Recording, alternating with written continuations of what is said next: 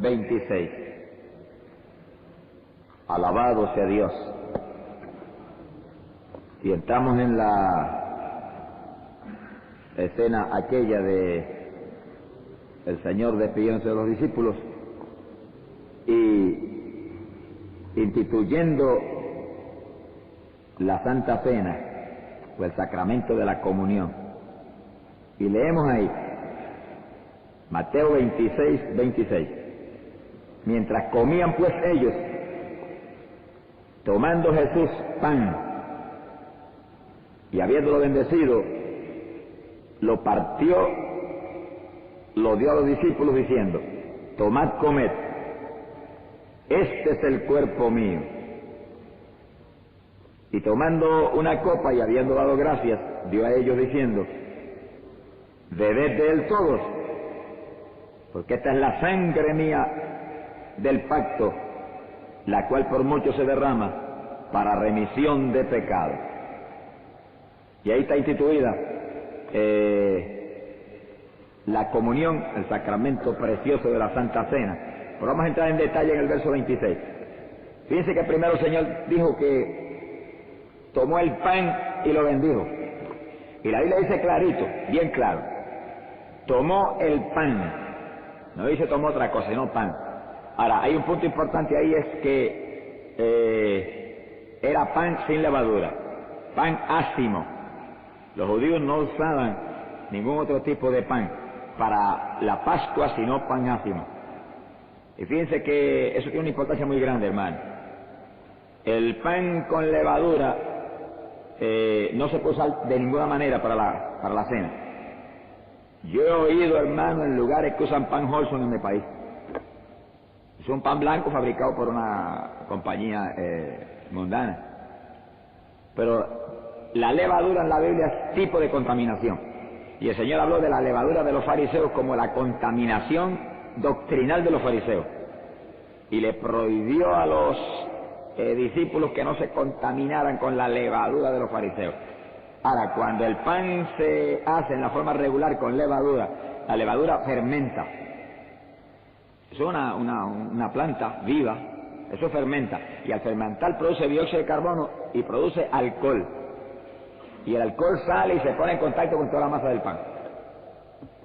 Quiere decir que de ninguna forma podríamos concebir que algo que se va a usar como un tipo del cuerpo de Cristo va a ser algo que lo vamos a poner en contacto con alcohol, que es algo que se va a emborrachar la gente.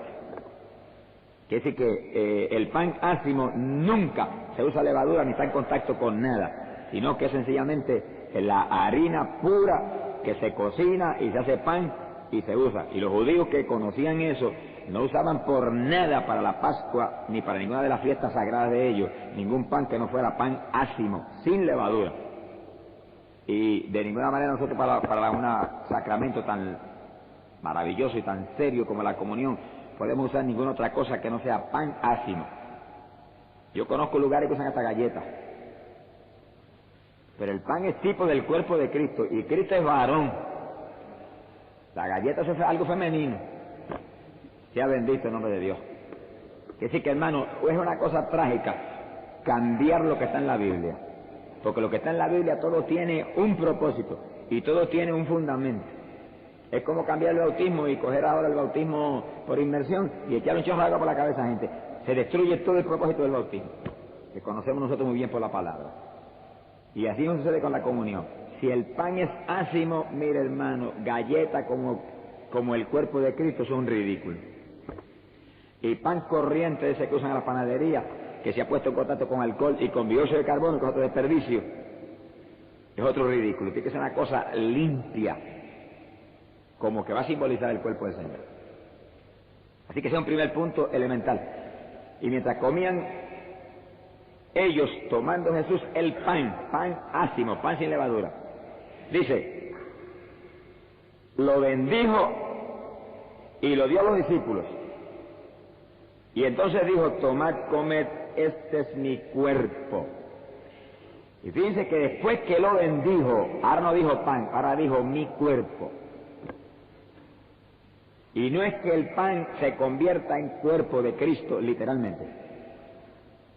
Pero por la fe, porque esto es un sacramento de fe, por la fe, una vez pedimos al Señor que lo bendiga, podemos creer que al comer ese pan va a tener todos los atributos y las cualidades del Señor.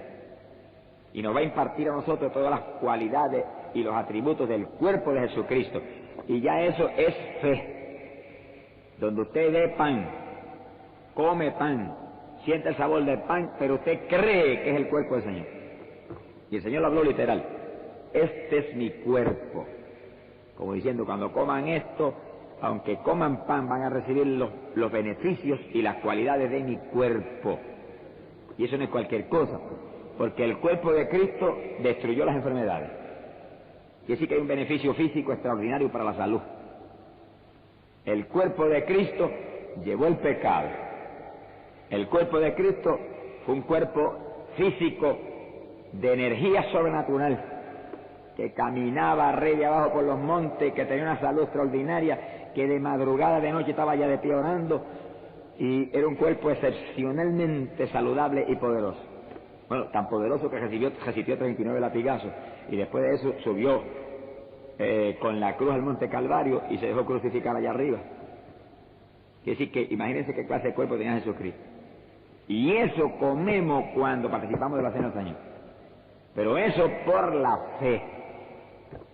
O sea, que nadie vaya a decir que yo estoy diciendo que cuando comemos el pan queda transformado en cuerpo. No, es un sacramento de fe. Usted lo cree por la fe y Dios le da a usted los atributos de ese cuerpo por la fe en la palabra. Se ha glorificado el nombre de Dios. Que sí que es un sacramento de fe. No es un rito, esto no es un rito. Esto no es una forma religiosa. Esto es un sacramento de fe para recibir nosotros bendiciones especiales de Dios. En otras palabras, recibir por el pan los atributos, las cualidades, las bendiciones del cuerpo del Señor. Y cuando comemos ese pan, si creemos que es el cuerpo y por la fe lo creemos, se injerta a nosotros el cuerpo del Señor. Es decir, que el cuerpo del Señor queda injertado a nosotros y nosotros quedamos injertados a Él. Por eso que se llama comunión, porque es una unión común con Cristo. Sea bendito el nombre de Dios. Ahora, entonces entra la bendición gigante de la unidad en la iglesia. Porque el hermano come el pan y cree que comió el cuerpo de Cristo. Y el hermano come el pan y cree que comió el cuerpo de Cristo. Y el Cristo se injertó al hermano y al hermano. Quiere decir que entonces el hermano y el hermano quedan injertados también. Porque el mismo cuerpo que está en él, está en él. Y el mismo cuerpo que está injertado, está él. Y ahí hay un espíritu de unidad para el pueblo de Dios. Sea glorificado el nombre de Dios. Que si yo creo que si algo necesitamos en esta época es unidad en el pueblo de Dios. Porque si algo nos está hundiendo, impidiéndonos y robándonos tantas bendiciones en la actualidad, es la desunión trágica que hay hoy en día en el pueblo del Señor. Y peor que la desunión, tirantez, contiendas, enemistades, frutos de la carne que no se supone que tengan parte ni suerte en la iglesia de Jesucristo. Que sí que al ministrar continuamente esto, el espíritu de unidad va adueñándose. En la iglesia primitiva había un espíritu de unidad gigante. Eso vamos a tocarlo más luego en el estudio adelante. Y es el espíritu que Dios quiere y se desespera porque entra en nosotros hoy en día. Porque no se supone que porque haya muchas organizaciones haya desunión. Porque organizaciones puede haber muchas y creo que es natural que las haya. Pero tiene que haber unidad entre las organizaciones. Yo creo que continuamente los líderes de las organizaciones deben estar reuniéndose para compartir, ministrar la comunión juntos, unirse y glorificar a Dios con una unidad que Cristo gimió por ella. Porque yo creo que es una desobediencia a la palabra de Dios que vivamos desunidos. Y los responsables son los líderes de las organizaciones, que son los que tienen en la mano el unir fácilmente sus grupos. Yo digo esto en la libertad del espíritu, sin espíritu de ofensa, sino un espíritu de edificación y diciendo lo que Dios me muestra que diga. Si es mentira, me mandan a bajarme de aquí. Pero si esto es verdad y es una necesidad actual gigante, decimos amén. Porque sabemos que eso nos está limitando y quitándonos bendiciones grandes a nosotros. Porque Dios mismo se contrista. Dios se contrista, porque es su cuerpo, un solo cuerpo. Imagínense que yo ahora empiezo a pellizcarme yo aquí, usted dice, mira, pese ahí que está loco, y a jalarme el pelo. Eso es lo que sucede en la iglesia del Señor hoy en día. Cuando una organización está en contienda con otra, ¿qué es lo que hace? Jalándose el pelo ellos mismos porque es un solo cuerpo. Quiere decir que este sacramento fue puesto con muchísimos propósitos, pero un propósito es unidad. Porque al participar del pan y creer por la fe que es el cuerpo de Cristo, nos une. Cada hermano que recibió el cuerpo está injertado en Jesús y está unido, fusionado. Y tiene que haber un espíritu de amistad entre los que estamos en un solo cuerpo. Sea glorificado el nombre de Dios. Y entramos a la segunda parte. Pero cuando ministremos el sacramento, abundaremos entonces en el momento preciso sobre el asunto. Tomando una copa y habiendo dado gracias, la dio a ellos y dijo: bebed de él todos, esta es la sangre mía del pacto, la cual por mucho se derrama para remisión de pecados. Fíjense que es la misma situación, lo único que ahora con la sangre. Tomando una copa, habiendo dado gracias, la dio a ellos y dijo: bebed de él todos. Y todos sabían que allí lo que había era jugo de uva. Vino sin fermentar. Lo podemos probar con la Biblia ahí mismo, en esa misma escritura, cuando bajemos un poquito más abajo. Que era vino sin fermentar. Porque si para el pan tiene que ser ácimo, porque el pan con levadura se pone en contacto con alcohol, imagínense para el vino, que es tipo de la sangre, que es más delicado todavía el asunto. Porque ya la sangre es exclusivamente para lo espiritual. Porque el cuerpo cubre lo físico, esencialmente, pero la sangre cubre puramente lo espiritual, el pecado. Mucho menos podemos concebir que pueda ser algo tipo de la sangre de Cristo que tenga alcohol. Es un instrumento usado por el diablo para emborrachar a la gente y para pervertirla por humanidad. Quiere decir que en esto no hay alternativa. Y yo creo que el cristiano tendría que ser, como sucede en el catolicismo romano, demasiado carnal para creer que se puede usar vino con alcohol para simbolizar la sangre de Cristo. Bueno, los sacerdotes lo hacen. Ellos no se lo dan a los feligreses, pero se lo toman ellos. Y al tomárselo ellos, pues asumen que lo reciben los demás también, pero se lo toman con alcohol. Mi alma te alaba, Jehová. Ahora, Cristo volvió en la misma forma de arriba. Tomó el cáliz, la copa, le dijo: beban todos, porque esta es la sangre mía del pacto. Y aunque es lo que hay es vino, lo que hay es jugo de uva, después que él dijo que dieran gracia por ella, dijo: es mi sangre. Y fíjense como literalmente el Señor dice: es mi sangre, es mi cuerpo. Ahora sabemos que esas palabras son palabras espirituales y que eso es por fe. Pero cuando ustedes ministremos la comunión y coman el pan, van a saborear el pan y van a ver el pan en la mano. Ahora, entendamos como dijo Pablo: no es por vista, es por fe. No es lo que veo ni lo que saboreo, es lo que creo. Por eso que para ministrar la comunión hay que impartir primero la fe al creyente. Si no, el creyente va a comer pan y va a beber jugo de uva. Mire, eso se lo puede comer en la panadería y se lo puede ver en su casa. El creyente tiene que tener la fe de que cuando come el pan, aunque sienta el sabor, por la fe va a creer que es el cuerpo de Cristo. Y si por la fe cree que es el cuerpo, va a recibir los beneficios del cuerpo. Y cuando bebe el vino, si por la fe cree que es la sangre, va a recibir los beneficios de la sangre. Pero si no se le imparte la fe para eso, en vano comerá y beberá. Porque es por fe que vamos a recibir la bendición del cuerpo y de la sangre. Quiere decir, hermano, que ministrar la comunión sin antes impartirle la fe a los creyentes es sencillamente un rito más. Que dice Romano, es un rito. Está todo el mundo ahí arrodillado con la boca abierta y el cura viene y le pone lo que llaman ellos la hostia en la boca. Y siguen andando y se van a para la agencia hípica a jugar caballo. Se van para el parque pelota a gritarle al árbitro. Y se hunden más de lo que estaban. Ahora, si nosotros no doctrinamos cuidadosamente antes de la comunión todos los detalles que estamos hablando, se vuelve un rito y el creyente bebe la comunión y sigue andando tranquilo como si nada. Pero si se hace impartiéndole primero la doctrina para que sea un sacramento de fe, hay crecimiento espiritual para el creyente. Y aumenta el temor de Dios en el creyente. En eso vamos a abundar más adelante. Y aumenta la fe en el creyente para sanidad del cuerpo. Y aumenta la fe en el creyente para salud espiritual, para fuerza de voluntad para rechazar el pecado. Y le aumenta al creyente la responsabilidad de vivir una vida limpia. Todos esos puntos los vamos a aclarar según nos movamos. Porque si el creyente por fe cree que recibió la sangre, mire hermano, y mientras está tomando, usted le está hablando diciendo, esa es la sangre, por fe, crea que esa es la sangre. Él sale muy impresionado sabiendo que tiene que tener cuidado cómo se mueve, cómo habla, cómo mira, cómo actúa para no manchar esa sangre que por la fe cree que la recibió. Se ha glorificado el nombre de Dios.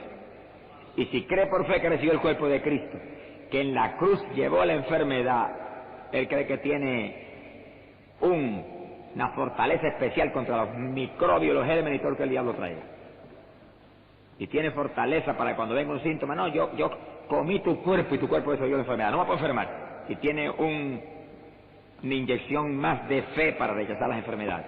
Que sí que el sacramento de la comunión es más profundo y más serio de lo que creemos y nos imparte a nosotros un instrumento poderoso para salud del cuerpo y salud del alma. Ahora, si eso se ministra y se doctrina con frecuencia, diríamos, adecuada, es una inyección de fe tan profunda para la Iglesia que va a revolucionar la vida espiritual y física de los hermanos. Ahora, si se ministra una vez al año y sin doctrinarle la parte de la fe, que es lo más importante, sencillamente como si no se hubiera hecho nada. Alabado el nombre de Dios. Que sí, que en los dos casos Jesús le recalcó a los discípulos y le impresionó a los discípulos con profundidad que era el cuerpo y era la sangre lo que iban a ingerir, para que ellos supieran que iban a quedar injertados a él en cuerpo y sangre, en lo físico y en lo espiritual, en todo sentido. Glorificado el nombre de Dios. Así que vemos que en el caso de la comunión, esencialmente la parte del pan es para el beneficio físico. El cuerpo que en la cruz llevó la enfermedad, el cuerpo que en la cruz destruyó cuanta dolencia había. La parte de la sangre para lo espiritual, la sangre que nos limpió de todo pecado. La sangre que al derramarse estableció un pacto de vida con nosotros los que creyéramos en él. Es decir, que esa sangre queda injertada a nosotros. Vemos la sangre, es como hacer un pacto de sangre con el Señor. Y la Biblia dice que la vida está en la sangre. Es decir, que beber la sangre es beber la vida del Señor. Y la vida del Señor sabemos que es eterna. Y sabemos que es limpia. Y que es santa. Es decir, que al tomar la sangre y que Él por fe que es la sangre, recibimos su santidad, recibimos su vida, recibimos su inmortalidad.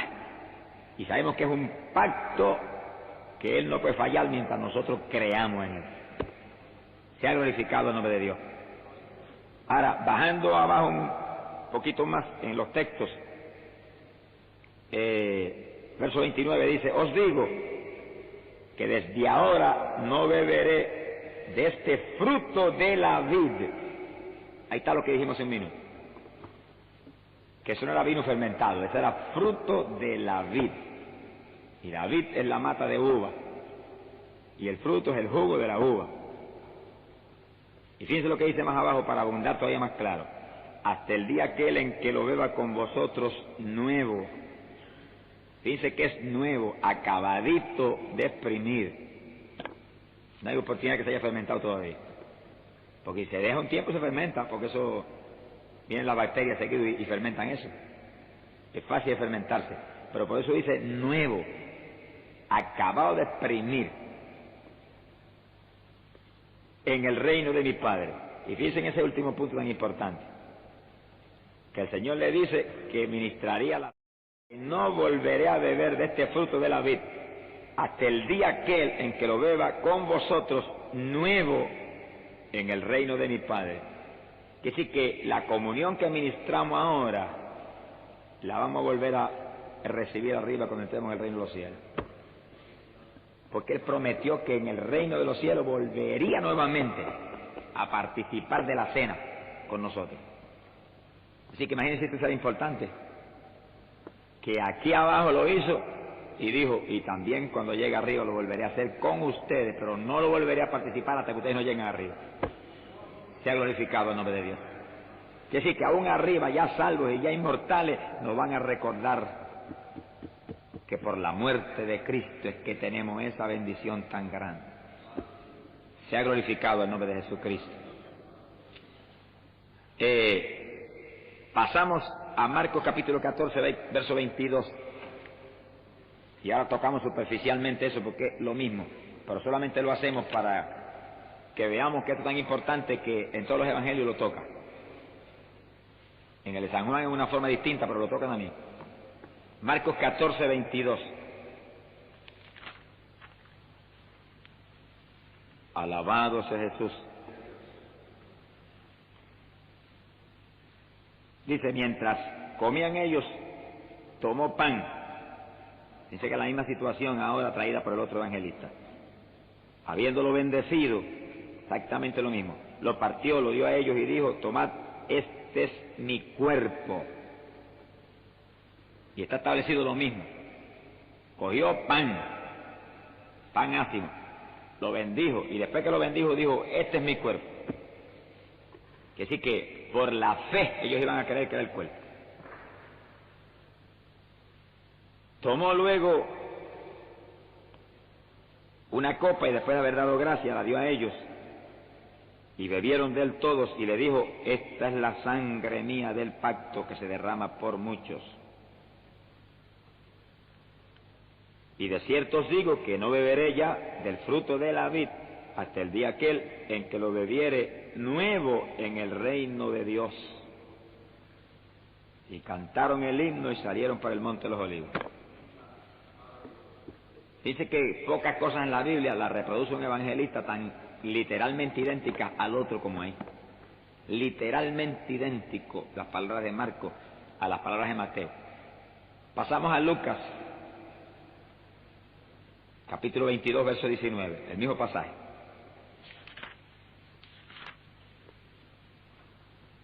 Lucas 22, 19.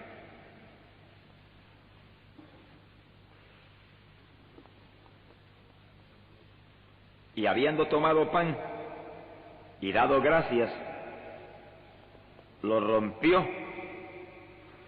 les dio diciendo, este es mi cuerpo que se da para vosotros. Haced esto en memoria mía. Y fíjense un punto muy delicadito que dice ahí, mi cuerpo que se da para vosotros. Y en su cuerpo sobre el madero, dice, él llevó nuestros pecados. Y por su llaga fuimos nosotros curados. Así que fíjense la importancia de uno creer por la fe cuando come el pan que es el cuerpo de Cristo. Porque llevó el pecado y llevó la enfermedad. Así que recibe una inyección uno de poder, autoridad, para rechazar el pecado, y autoridad y poder contra la enfermedad. Así que cuando uno va comiendo ese pan, va reclamando por la fe. Por la fe. Recibo autoridad contra el pecado, fuerza para rechazar el pecado, fuerza para rechazar la enfermedad, fe para rechazar la enfermedad. Quiere decir que según uno entiende esto, no es lo mismo comer el pan uno pensando en otra cosa, que comer el pan uno pensando con sacar esto para ir a casa, que comerlo uno meditando en la bendición que hay en ese pan que uno está comiendo, que uno cree por la fe que no es pan, que es el cuerpo del Señor. Se ha glorificado el nombre de Dios. Haced esto en memoria de mí.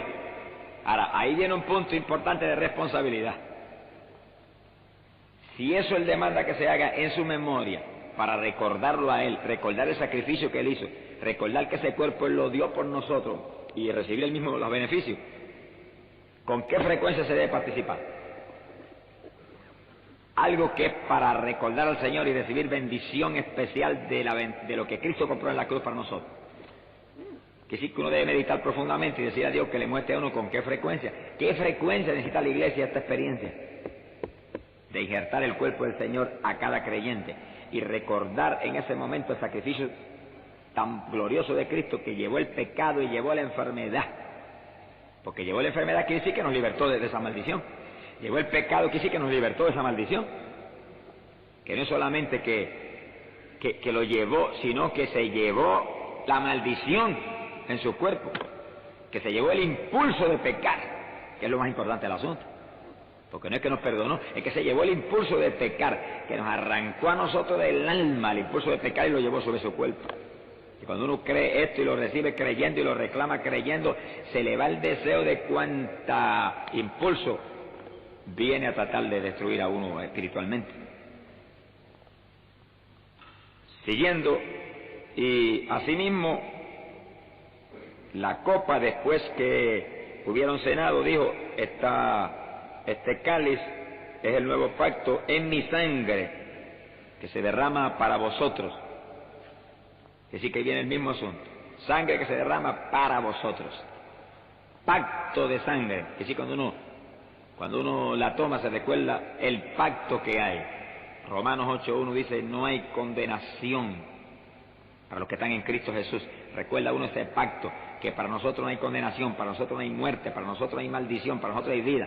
Pero lo recuerda uno con la profundidad de saber que está tomando la sangre del Señor. Está tomando lo que hizo posible que ese pacto se estableciera.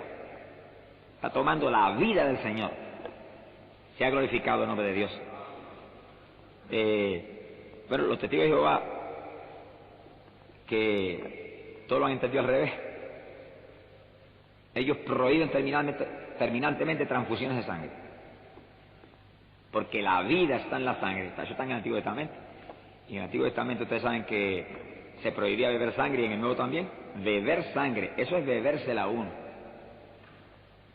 Pero ellos lo interpretan entonces en la forma lo aplican a la transfusión, cuando la transfusión es una cosa que es tan distinto, ¿verdad? Eso es para impartirle vida a la persona, no es bebérsela como el que se come una morcilla de esa, que es comiendo alimento por hambre pero en el caso de la transfusión es impartirle vida de una persona a otra, que eso prácticamente es un tipo de lo que Cristo hizo en la cruz, que derramó la sangre por nosotros y después nos la dio a beber por la fe en el sacramento de la comunión.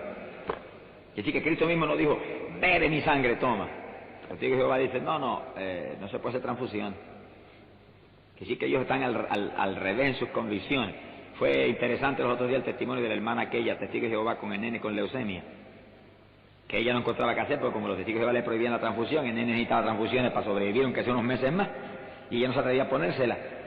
Entonces empezó a oír el programa de radio nuestro, sintió fe de que Dios podía sanar y le puso la mano al nene en la radio.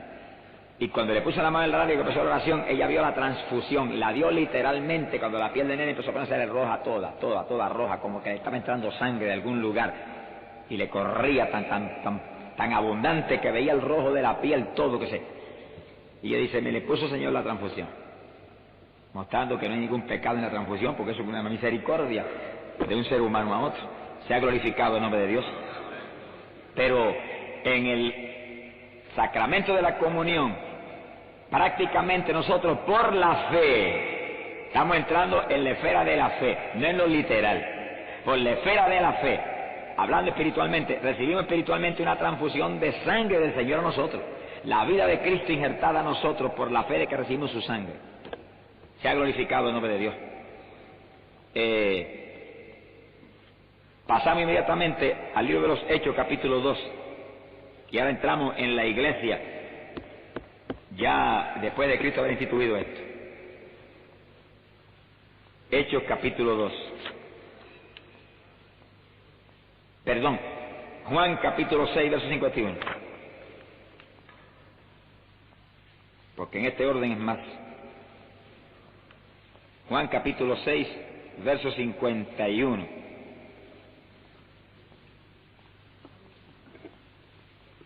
Esta es una parte muy delicada. Juan 6, 51. Jesús doctrinaba a los discípulos y dijo, yo soy el pan, el vivo, el que bajó del cielo. Si uno come de este pan, vivirá para siempre, y por lo tanto el pan que yo daré es la carne mía, para la vida del mundo. Sabemos muy bien que está hablando de su sacrificio y su cuerpo que se iba a dejar matar. Sin embargo, fíjense que usa el pan como tipo de su cuerpo. Por eso no podemos pensar en pan con levadura para la comunión de ninguna manera, porque él lo habla bien claro, el pan como tipo de su cuerpo que se da por toda la humanidad. Empezaron entonces los judíos a discutir entre ellos y a decir, ¿cómo puede darnos la carne a comer? O sea que los judíos no discernían ni podían pensar que el Señor estaba hablando espiritualmente y que estaba hablando en la esfera de la fe. que es como estamos hablando el sacramento de la comunión, sino que ellos pensaron en lo literal, que él iba a sacarse cantos y a darle a comer carne, literalmente. ¿Cómo podrá darnos a comer su carne? Díjoles entonces Jesús: de cierto os digo, si no coméis la carne del Hijo del Hombre y bebéis la sangre del mismo, no tenéis vida en vosotros. Y en su cuerpo llevó el pecado, llevó el aguijón de la muerte. Se llevó lo que causa la muerte en su cuerpo. Y en su cuerpo llevó la enfermedad que también causa muerte material. Es decir, todo lo que causa muerte se lo llevó en el cuerpo, física y espiritual. Quiere decir que ese es el cuerpo que llevó todo eso, destruyó todo eso. El cuerpo que cuando recibió el impacto del pecado lo deshizo, lo asimiló sin morir, él como pecador. El cuerpo que recibió el impacto de la enfermedad y la deshizo, es el cuerpo que necesitamos nosotros. Sea glorificado el nombre de Dios. Por eso en la comunión ese cuerpo que destruyó la enfermedad y destruyó el pecado se injerta a nosotros y nos da a nosotros el atributo, el poder de destruir la tentación que viene y la enfermedad que viene. Quiere decir que en la comunión hay una profundidad mayor de lo que creemos y hay por la fe un instrumento poderoso para darnos a nosotros fortaleza contra el pecado y contra la enfermedad y hacernos nosotros un ser humano que camine como Cristo caminó, que venga lo que venga lo rechaza, venga lo que venga se le para encima. Sea glorificado el nombre de Dios. Y él fue tan claro que dijo: de cierto os digo que si no comiereis la carne del Hijo del Hombre y bebiereis la sangre del mismo, no tenéis vida en vosotros. Palabra sencilla: para tener vida tenemos que injertarnos a Él y Él injertarse a nosotros y nosotros ser uno con Él y Él uno en nosotros. Por eso el sacramento se llama la comunión, porque va a haber una unión común entre Cristo y tú y Cristo, y tú quedas metido en Él y Él metido en ti, y tú caminas y es Cristo el que camina, tú te mueves y es Cristo el que se mueve, porque está injertado ahí. Sea glorificado el nombre de Dios. El que de mí come la carne y de mí bebe la sangre tiene vida eterna, y yo le resucitaré en el último día. Y en el sacramento de la comunión, por la fe, comemos y bebemos cuerpo y sangre de Jesucristo. Y repito esto bien claro siempre: por la fe. Es un sacramento de fe. No es que literalmente estamos comiendo carne, ni literalmente estamos bebiendo sangre. Es por la fe que lo creemos, que estamos recibiendo su sangre, y por la fe creemos que estamos comiendo su carne, y recibimos todo el beneficio de su cuerpo, y todo el beneficio de su sangre, y quedamos injertados a Él y Él a nosotros, por la fe. Sea glorificado el nombre de Dios. Porque la carne mía verdaderamente es comida. Otras palabras, verdaderamente alimenta. Y la sangre mía verdaderamente es bebida. Y el que lo cogió literalmente se escandalizó. Y los judíos que lo cogieron literalmente se escandalizaron de verdad. Pedro no entendió nada, pero creyó por la fe y siguió andando con Cristo. Y cuando uno no entienda algo, pues sigue andando con Cristo aunque no entienda. Porque ahí hay vida. Entendiendo o no entendiendo, si está agajado de Cristo hay vida. Y Pedro lo menos que entendió fue eso que explicó el maestro, por lo menos en ese momento que le explicó. Más tarde Pedro entendió muy bien, pero en ese momento no entendió nada, pero dijo: ¿pero qué? Yo no me voy nada, me quedo contigo, tú eres el único que tiene palabra de vida. Y se quedó. Pero los que se escandalizaron porque no entendieron, cometieron el error de irse. El que de mí come la carne y de mí bebe la sangre, en mí permanece y yo en él. Quiere decir que hay un injerto ahí, una ligadura. Cuando ustedes han visto injertar algo, notan que lo que se injerta lo ligan, lo amarran al árbol en el cual el injerto va a crecer y se va a alimentar. Y entonces el injerto y el árbol vienen a ser uno, pero están ligados, amarrados. Y eso es lo que hace la comunión: nos injerta, nos amarra a Cristo, nos liga a Cristo por su cuerpo y por su sangre, en su totalidad, en lo espiritual y en lo físico, en todo. Es decir, que si nos injertamos a Cristo en la comunión por la fe, reclamamos no solamente lo más importante que es lo espiritual, la salvación del alma, el pacto de vida, sino que reclamamos la salud del Señor. La salud del Señor, que no solamente se movió saludable arriba y abajo durante su vida terrenal, sino que en su cuerpo agarró cuanta enfermedad había y la hizo pedazo.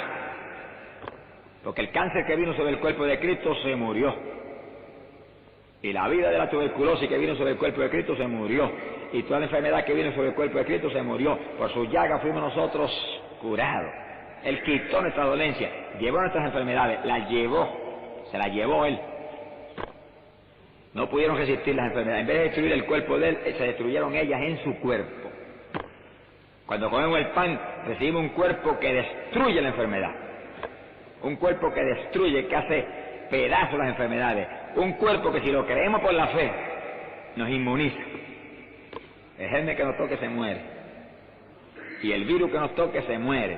Y si nosotros lo creemos por la fe, cuando viene el síntoma, el primer estornudo, lo reclamamos. Mentira del diablo, ese virus se murió al tocar mi cuerpo, porque tu cuerpo fue injertado al mío cuando yo participé de la comunión. Alabado sea Dios.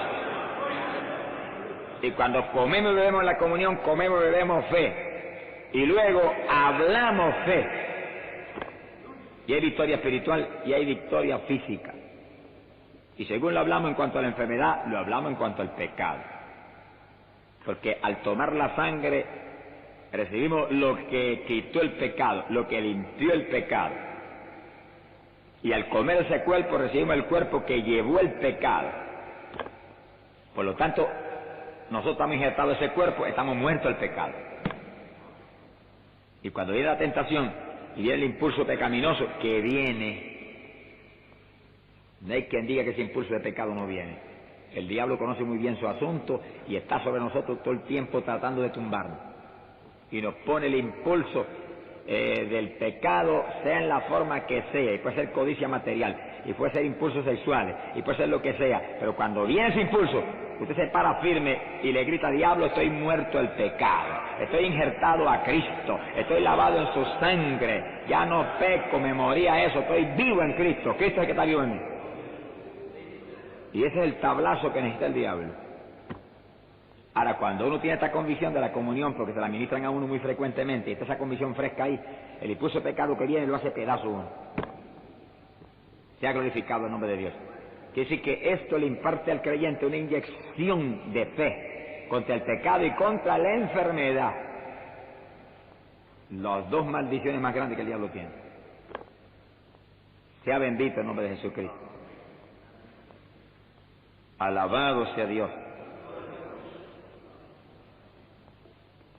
Entonces, vemos abajo, ahí mismo en Juan capítulo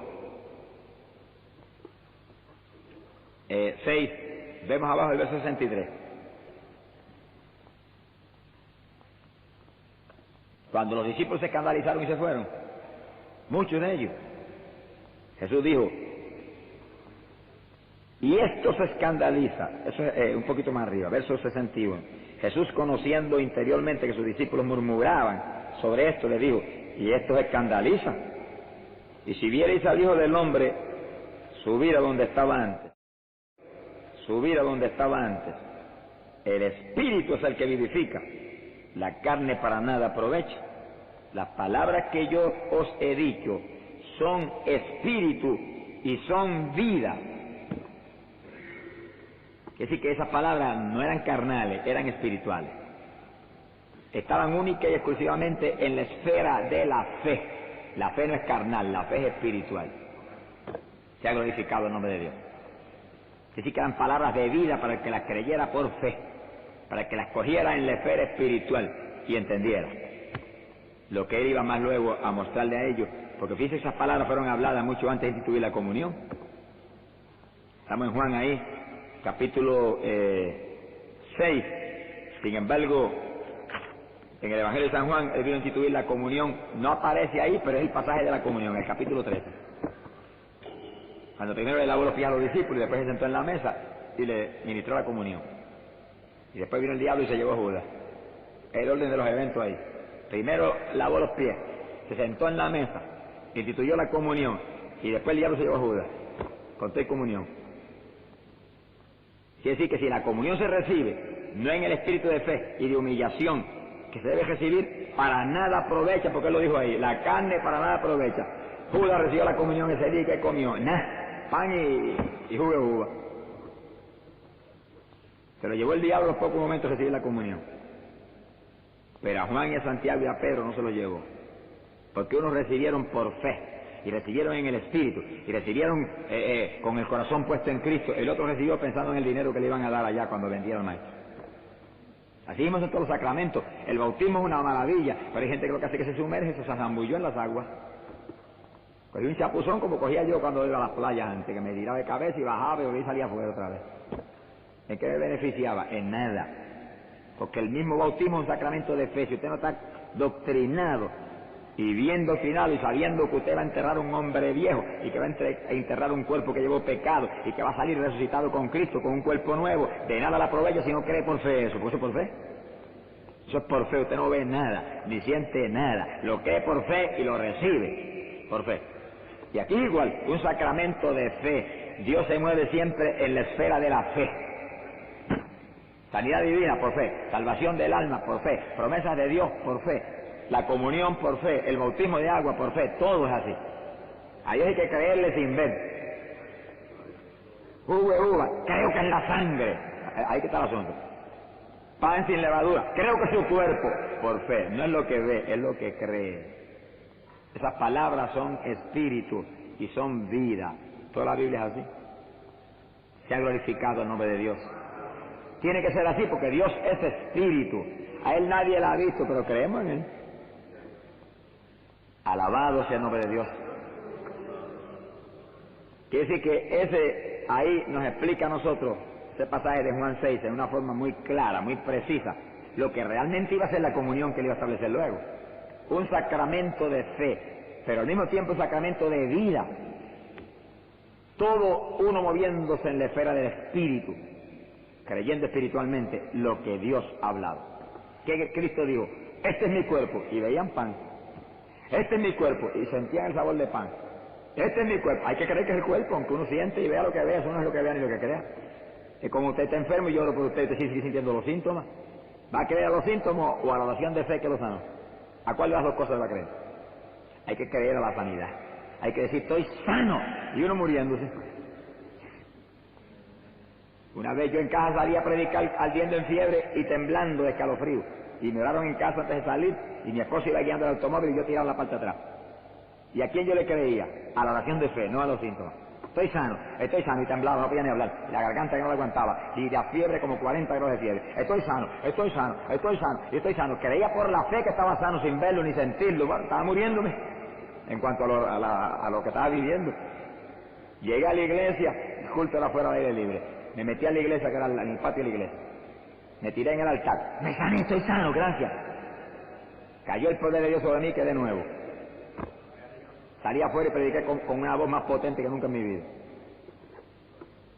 Así es todo lo de Dios, por fe. No es lo que veo, es lo que creo. No es lo que toco, es lo que creo. No es lo que siento, es lo que creo. Bienaventurados los que creyeron sin haber visto. Sea bendito el nombre de Dios.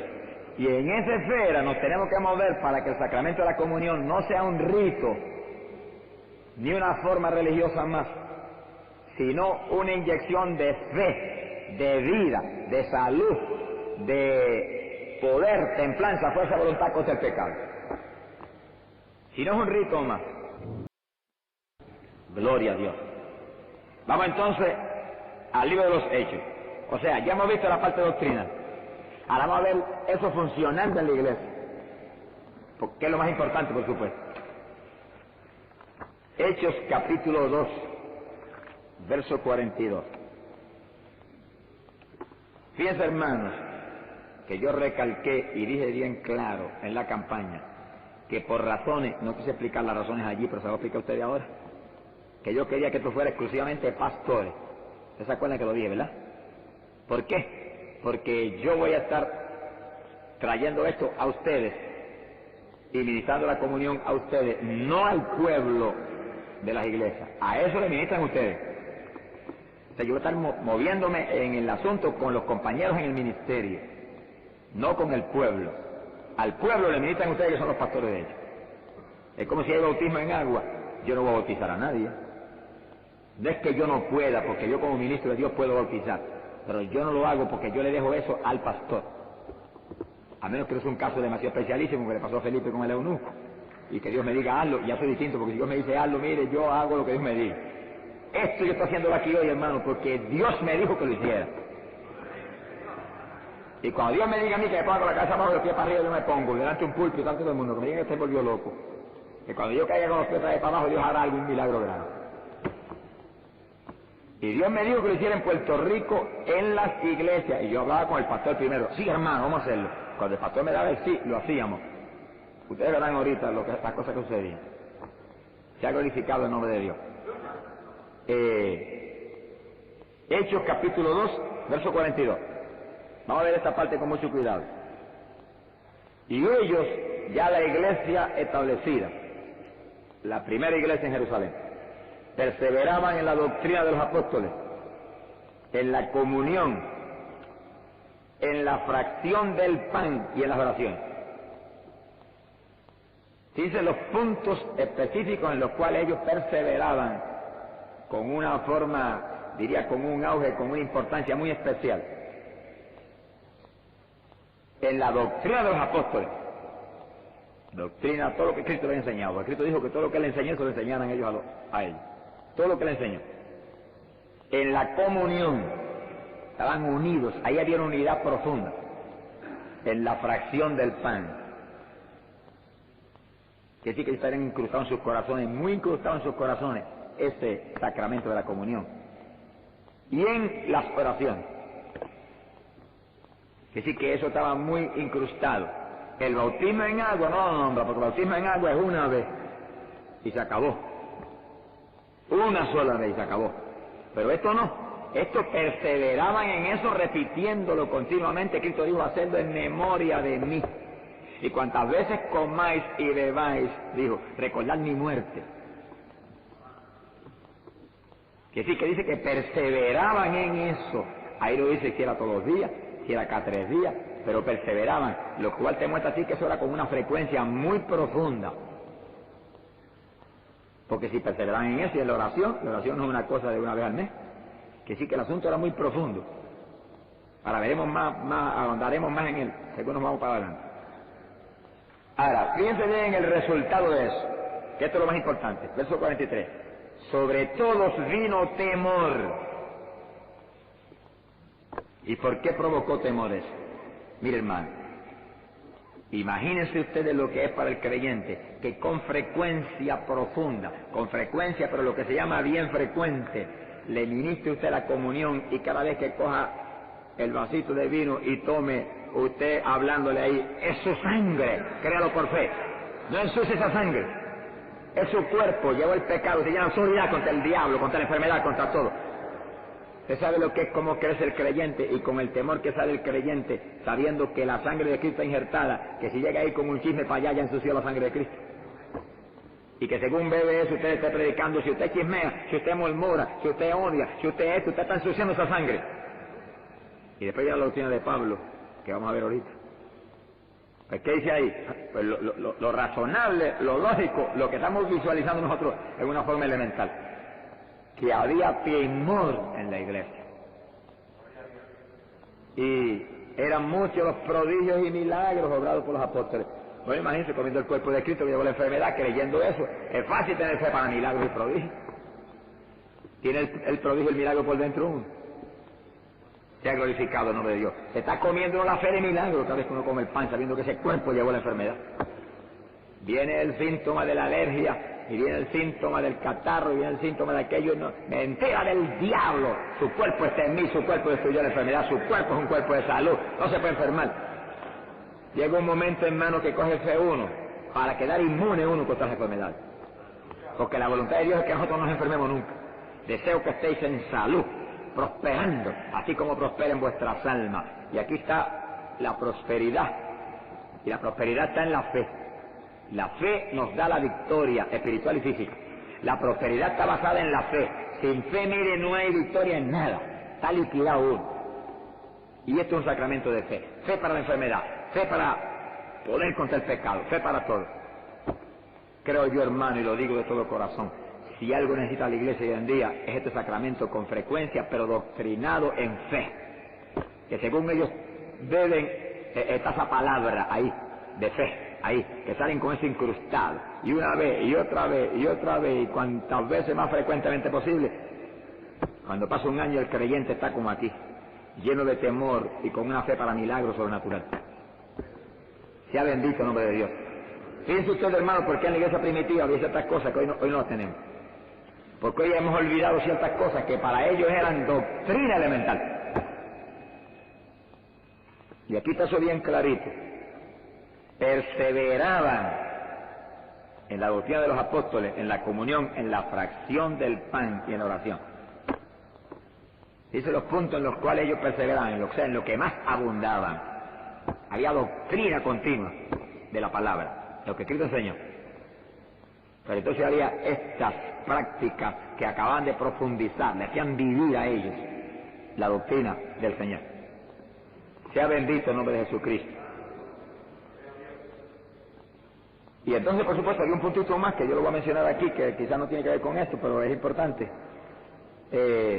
Todos los creyentes vivían unidos, había unidad entre los hermanos. Es decir, que la comunión fomenta unidad.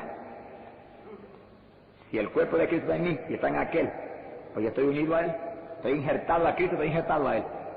Es decir, que el hermano se siente injertado al otro hermano. Todos lo tenían en común. Bueno, si Cristo era común en todo, pues todos lo tenían en común. Vendían sus posiciones, las repartían entre todos según las necesidades de cada uno. Todos los días perseveraban unánimes en el templo. Fíjense en ese punto. Todos los días perseveraban unánimes en el templo. Partían el pan por las casas, tomaban el alimento con alegría y sencillez de corazón, alabando a Dios, amados de todo el pueblo. Y cada día añadía el Señor a la unidad los que se salvaban. Es decir, que había continuamente conversiones. ¿Y por qué había tantas conversiones? Porque el pueblo estaba viviendo limpiamente. Y la comunión, que era uno de los factores fundamentales ahí en esa vida, impartía temor. Y al impartir temor, el pueblo vivía santo, limpio y unido. Y la gente se convertía por montones. Se ha glorificado el nombre de Dios. Fíjense, sin campaña se convertían. La campaña fue en Samaria, donde nadie era convertido. Se estableció la iglesia. Pero en Jerusalén, que estaba la iglesia, la campaña dio primero Pedro, porque no había convertido casi ninguno. Pentecostés una, y después cuando el coge el hermoso dio la otra, que se convirtieron 8.000 personas. Pero ahí la iglesia, la gente se salvaba, venía continuamente, porque la iglesia, esa iglesia unida, esa iglesia limpia, esa iglesia santa, con temor de Dios, hacía que el Espíritu Santo alara a la gente para acá. Quiere decir que aún para la cantidad de convertidos y que la iglesia crezca numéricamente, es un factor de peso. Se ha glorificado el nombre de Dios. Pasamos ahora ligerito a Hechos capítulo 20, verso 7.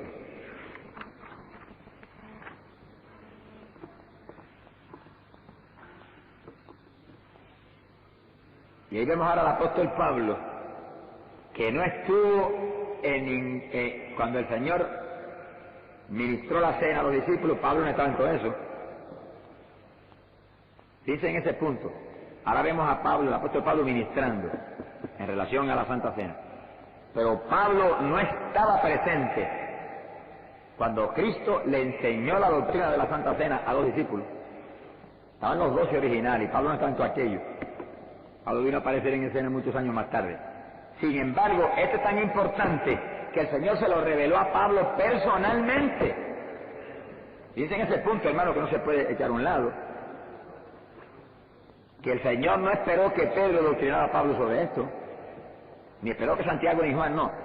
Pablo iba a ser apóstol para los gentiles, y el Señor personalmente le enseñó a Pablo esto tan importante para que él se lo impartiera a las iglesias. Y sí que la importancia es más grande de lo que creemos. Cuando Pablo dice que lo recibí personalmente del Señor. Y aquí vemos a Pablo ejecutando lo que recibió del Señor. Dice, el primer día de la semana nos reunimos para partir el pan. Y fíjense, hermano, que un propósito fundamental de la reunión era ministrar la cena. Y Pablo iba ahí a predicar palabra de Dios, porque ahí estaba enseñar la palabra, a estar con ellos, que estuvo por horas y horas. Sin embargo, fíjense el propósito de reunirse, partir el pan. Que sí que eso nos impresiona a nosotros de una forma profunda de la importancia tan extrema que la primera iglesia le daba a este sacramento. ¿Por qué? Si Cristo dijo, este es mi cuerpo, este es mi sangre, bebed de él todos, comed de él. Y después en Juan había dicho, y el que come y beba tendrá vida, y el que no lo haga no tiene vida. Así que el asunto es de una importancia tan profunda, que Pablo le conocía muy bien, lo vemos aquí en el asunto. Reuniéndose el primer día de la semana, ahí vemos dos puntos importantes, el domingo en el templo, fíjense en ese punto. Todos los días perseveraban unánimes en el templo, partían el pan por las casas, tomaban el alimento con alegría y sencillez de corazón, alabando a Dios, amados de todo el pueblo, y cada día añadía el Señor a la unidad los que se salvaban. Es decir, que había continuamente conversiones. ¿Y por qué había tantas conversiones? Porque el pueblo estaba viviendo limpiamente. Y la comunión, que era uno de los factores fundamentales ahí en esa vida, que impartía temor. Y al impartir temor, el pueblo vivió santo, limpio y unido. Y la gente se convertía por montones. Se ha glorificado el nombre de Dios. Fíjense, sin campaña se convertían. La campaña fue en Samaria, donde nadie le convertía. Se estableció la iglesia. Pero en Jerusalén, que estaba la iglesia, la campaña dio primero Pedro, porque no había convertido casi ninguno. Pentecostés una, y después cuando él coge el hermoso dio la otra, que se convirtieron 8.000 personas. Pero ahí la iglesia, la gente se salvaba, venía continuamente, porque la iglesia, esa iglesia unida, esa iglesia limpia, esa iglesia santa, con temor de Dios, hacía que el Espíritu Santo alara a la gente para acá. Quiere decir que aún para la cantidad de convertidos y que la iglesia crezca numéricamente, es un factor de peso. Se ha glorificado el nombre de Dios. Pasamos ahora ligerito a Hechos capítulo 20, verso 7.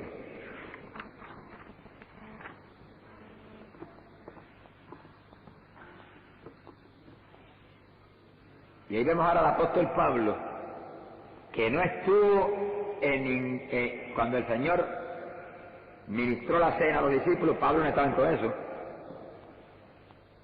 Fíjense en ese punto. Ahora vemos a Pablo, el apóstol Pablo, ministrando en relación a la Santa Cena.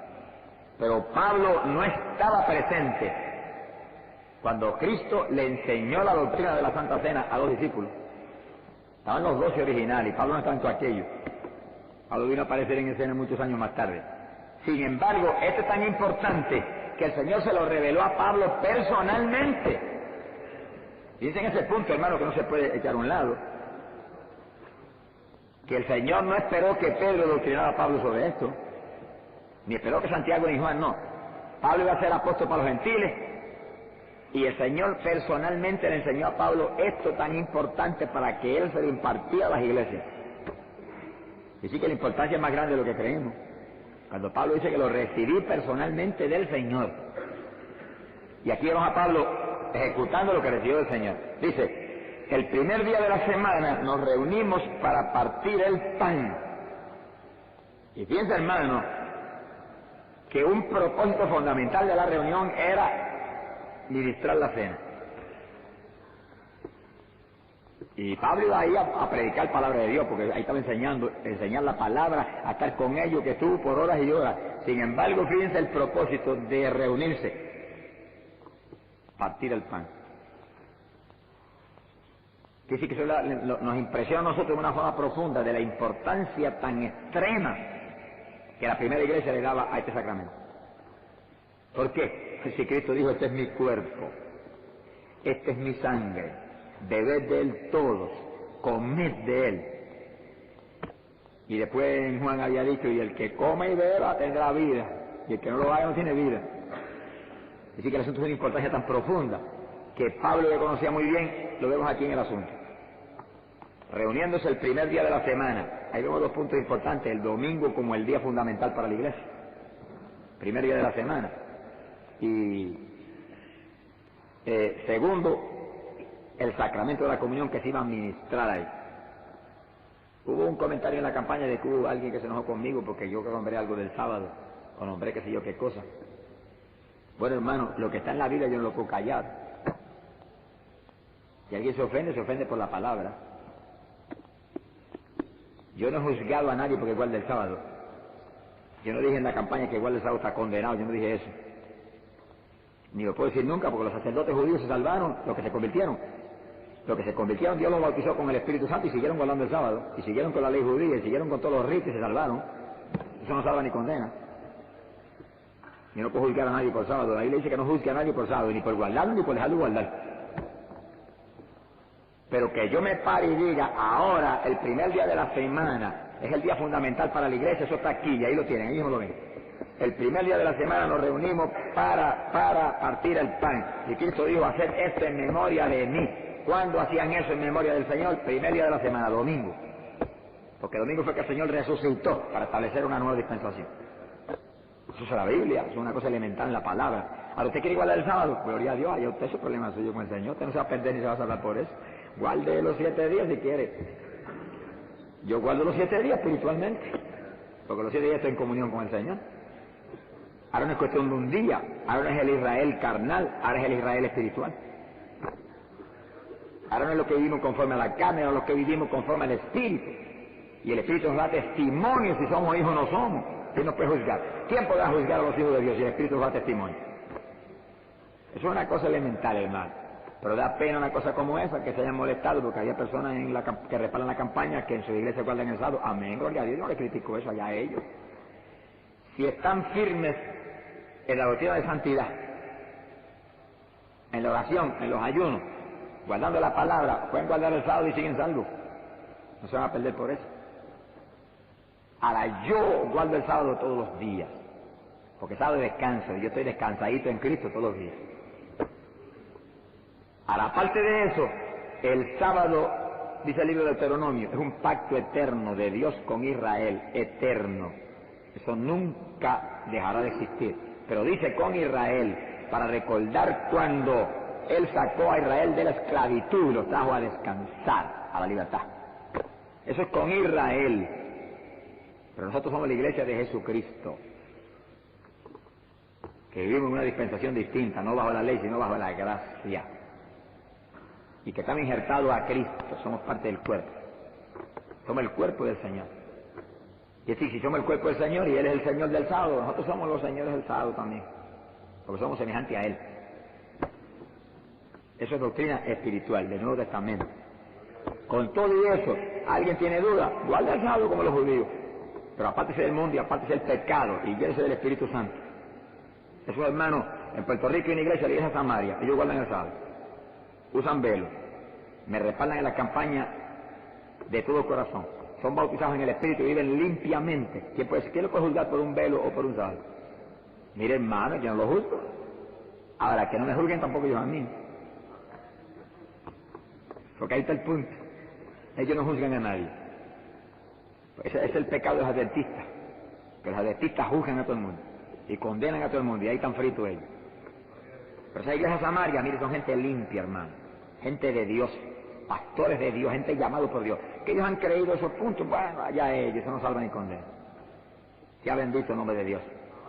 Y ustedes ven en la campaña en Puerto Rico, especialmente por ahí por el lado de Humacao y Fajardo, ustedes ven esas montones de hermanitas que visten de blanco de arriba abajo, usan traje hasta los tobillos y su velo, todas llenas del Espíritu Santo.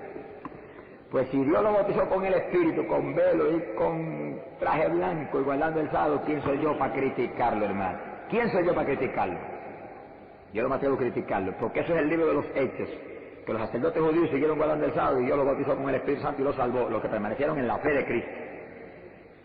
Ahora yo creo en la doctrina que Pablo me enseña aquí, que es doctrina para la iglesia de los gentiles.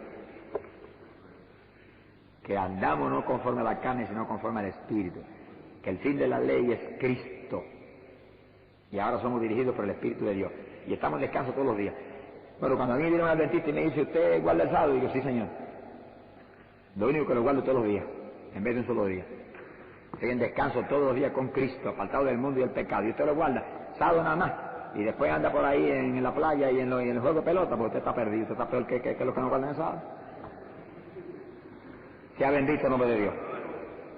Y así que aquí hay dos puntos importantes. El primer día de la semana, domingo, como el día fundamental de la iglesia gentil, la iglesia del Nuevo Testamento. Y segundo, la comunión establecida ahí, y se reunían y en sus corazones, en su mente iba ese sacramento. Como para recibir un impacto más, un refrigerio más del cuerpo del Señor, carne y sangre. Sea bendito el nombre de Dios. Pasamos a 1 Corintios 11, verso 20.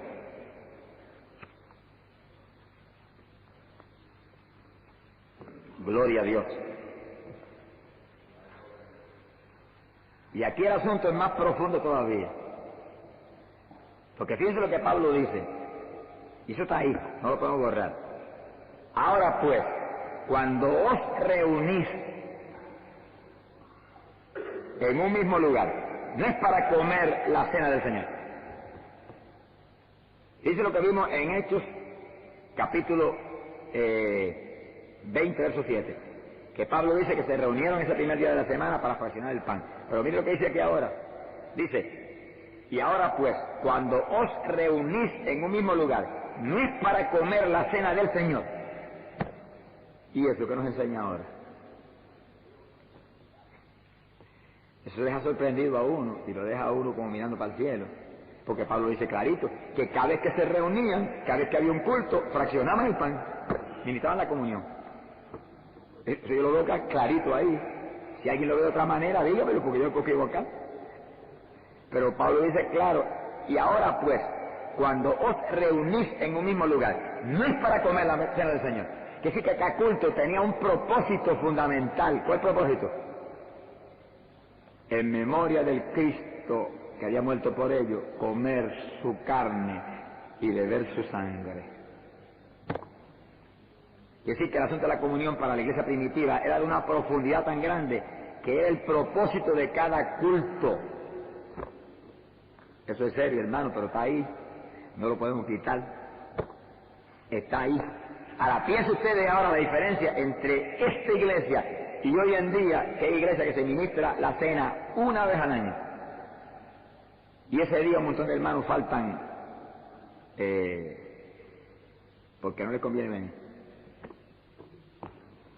Pastores saben muy bien lo que estoy hablando. Ese día hay hermanitos que no aparecen ni en pintura. Con toda intención. Ahora, ¿por qué siguen entonces la condición que están? Porque si se les ministrara esto continuamente, salía a reducir cuánto pecado había. Porque no podían faltar todos los días, no podían faltar todos los días. Una vez al año pueden faltar. Y una vez al mes pueden faltar también. Y una vez cada dos veces al año también. Pero si viene como en la iglesia primitiva, continuamente. Y la comunión, y la comunión. Y el día que menos esperan ellos, hoy vamos a ministrar la comunión. No lo anunciamos, pero está aquí para ministrarlo hoy. Y Masaba, calla, la soa. ¿Quién se esconde? Y aquel dice, no, yo no lo voy a tomar. ¿Qué pasa, hermano? ¿Qué pecado hay que le impide? Y por eso la iglesia dice que en el libro Hechos capítulo 2 dice que crecía en temor. Temor. Estaban recibiendo continuamente el cuerpo, la sangre de Cristo. Había temor de manchar eso, de pecar, de ensuciar ese cuerpo santo, esa sangre limpia. ¿Y quién se atreve a esconderse? O era cristiano o no era, una de dos. Y decir que este asunto es, hermano, es una ligadura terrible al cuerpo de Cristo. Una ligadura terrible a la doctrina de santidad. La doctrina de santidad en la comunión tiene un aliado poderoso que se le hemos quitado hoy y se ha mundanalizado el pueblo. Y montones están escondidos en cuantas cosas que si llegan a caer en la práctica de la comunión salen a relucir, porque el temor de Dios cae sobre ellos. Sea bendito el nombre de Dios. Bueno, ahora yo voy a traer el punto que le dije al principio. Cuando Dios me habló, segundo o tercer año de ministerio más o menos, y me dijo, ministra la comunión, el último día de cada una de las campañas en las iglesias. Y yo hablaba con los pastores, hermanos, y me mostró esto. Ah, hermano, pues el último día lo hacemos. Mire, hermano, yo tuve experiencias que son increíbles. Me acuerdo como ahora una específica, que no la puedo olvidar jamás, en una iglesia pentecostal, en el sur de Puerto Rico, por allá, por Juanadía. Valle Ponce. Dimos la campaña al aire libre con la iglesia pentecostal y iglesia que nos visitaban del Concilio de Dios Pentecostal. Y cuando teníamos la campaña sábado, como 4 o 5 días, el domingo fuimos a la iglesia y ya le había hablado al pastor de lo que Dios me había mostrado y me dijo, sí, pues el domingo lo hacemos.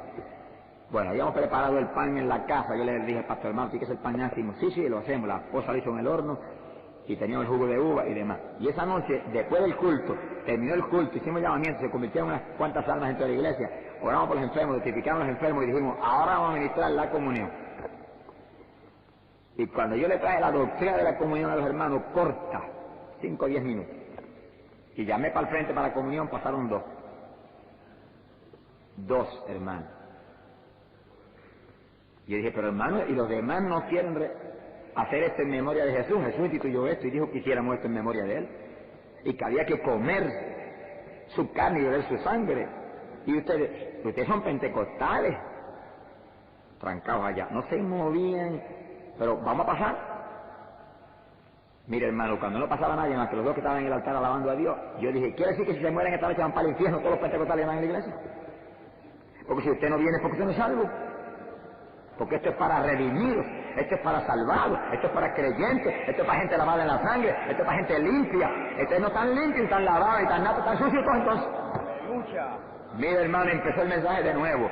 Yo dije, al frente a confesar los pecados todo el mundo. Y después le ministro la comunión de pecado, confiesan los pecados, se arrepientan otra vez. Mire hermano, pasó a llorar para adelante todo el mundo. Uno estaba en adulterio, otros odiaban al otro hermano de la iglesia, otros robaban en el negocio, otros fumaban, otro esto, aquello, lo que me trajeron, ni que yo hubiera sido cura. 2 sacos de pecado cada uno. Gritaron, patalearon, se tiraron en el altar, que fue un escándalo. Y como a las 12 de la noche ministramos la comunión a gente que se había acabado de arrepentir y se había acabado de lavar en la sangre de Jesucristo. ¡Viva Salva!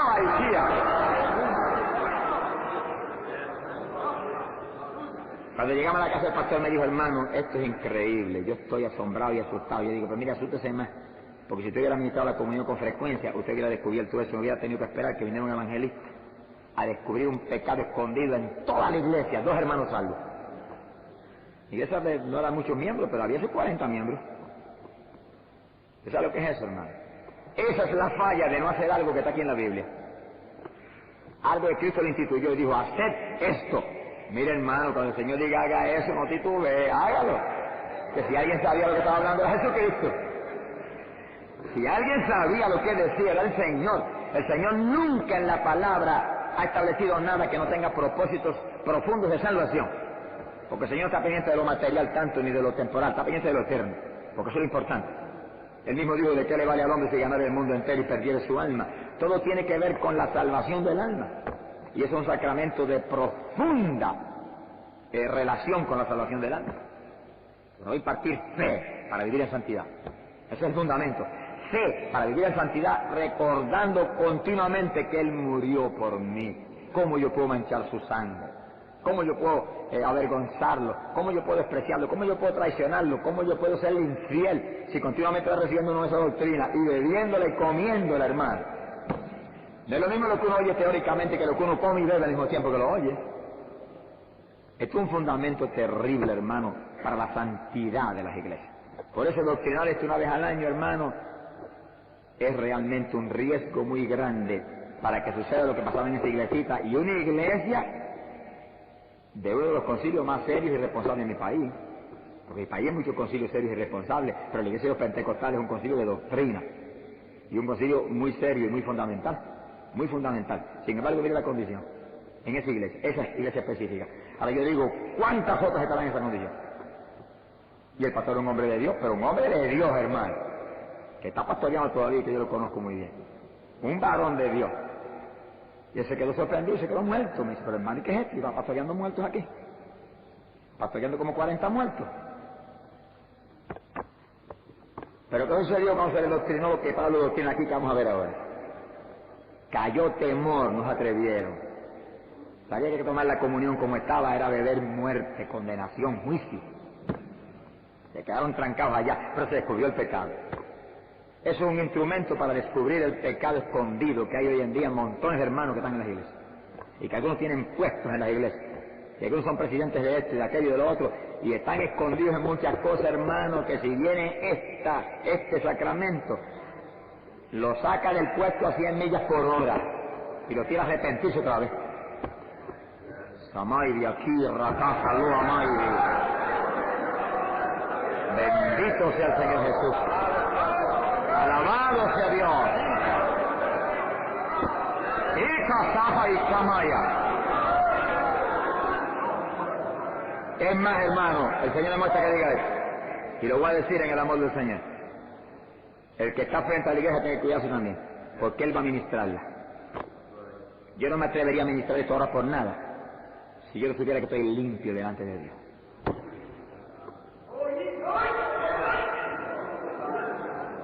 Quiere decir que aún esto hace que el que está al frente se cuide más, y tenga un cuidado profundo de cómo actúa y de cómo se mueve y de cómo piensa.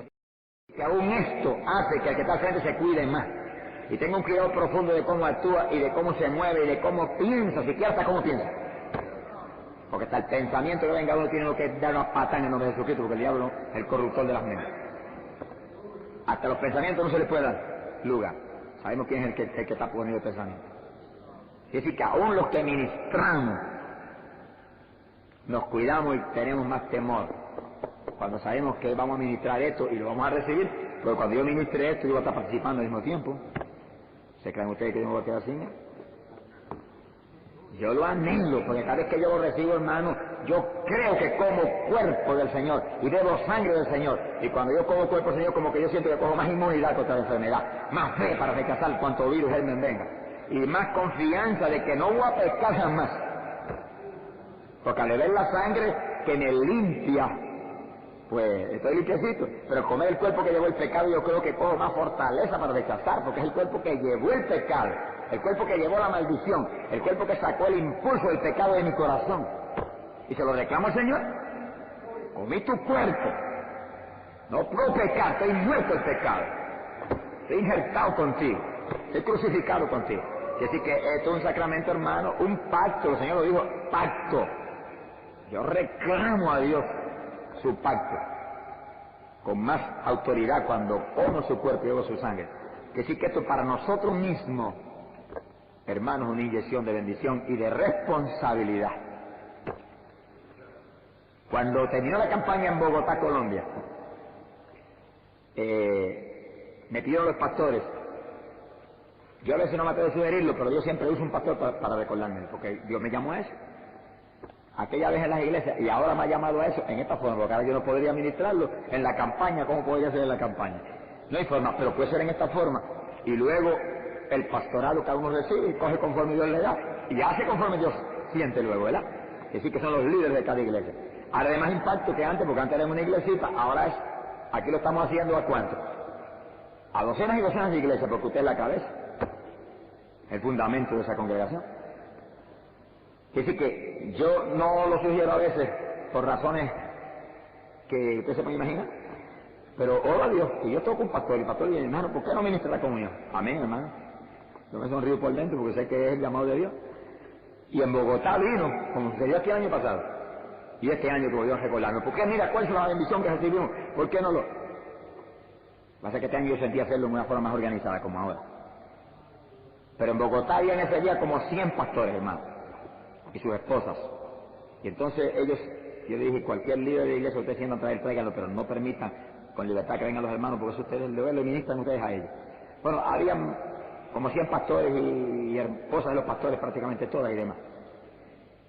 Y cuando fuimos a ministrar la comunión, eran las 11 de la mañana.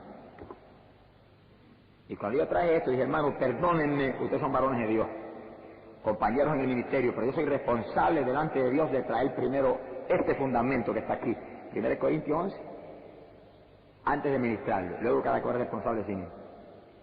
Y cuando yo traje estos puntos, lo vamos a traer ahora, y fui a ministrar la comunión, yo dije, si hay alguien que tiene que hablar algo antes de recibirla, hágalo. Mire, hermano, a las 3 de la tarde ministramos la comunión,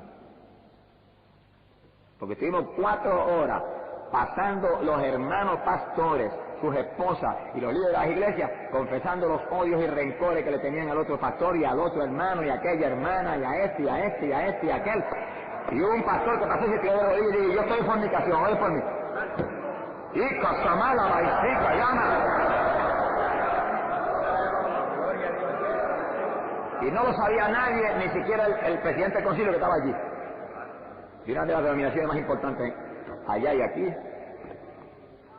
Se quedó con los ojos abiertos el superintendente cuando vio el pastor. Yo estoy en fornicación, yo he cometido fornicación. Le digo que me he arrepentido de corazón. Me quieren votar, me votan, pero yo tengo que confesar públicamente.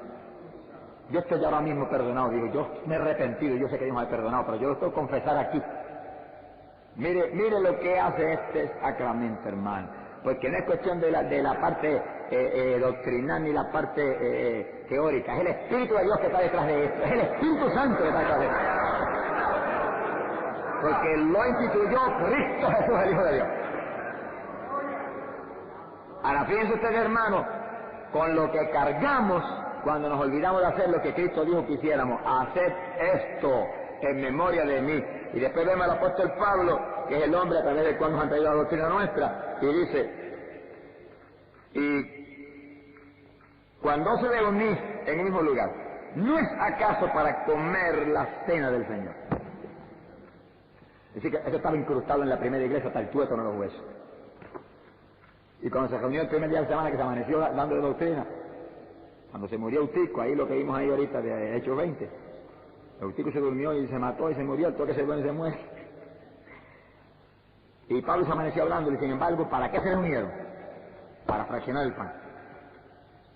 Por añadidura, después de ese sacramento tan maravilloso, le estuvo predicando toda la noche hasta que amaneció.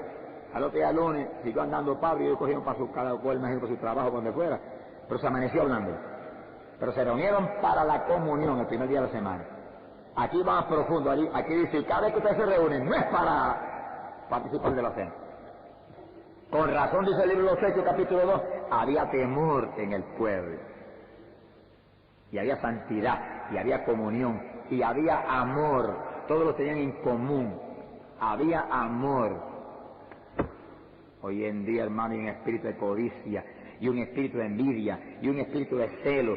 Que hay hermanos en una misma iglesia que si el pastor le da oportunidad, hermano, aquí están ellos temblando de ira y de odio allá atrás porque no le dio oportunidades.